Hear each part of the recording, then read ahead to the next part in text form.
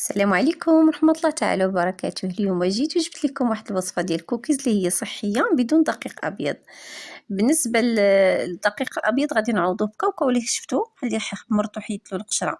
المقادير كنحتاجو فيهم بيضة وحدة، واحد ساشي ديال الفاني، كاس ديال السكر الأسمر ولا الأشقر كنخلطهم مزيان، من بعد كنزيد عليهم كاس ديال الكاوكاو اللي طحنته مزيان، كنعاود تاني كنخلط مزيان، من بعد كنزيد عليهم معلقة صغيرة ديال بيكربونات الصوديوم، وكنزيد عليهم كاس الا ربع ديال الشوكولا حبيبات ديال الكوكيز، من الاحسن يكون شوكولا من نوعيه جيده.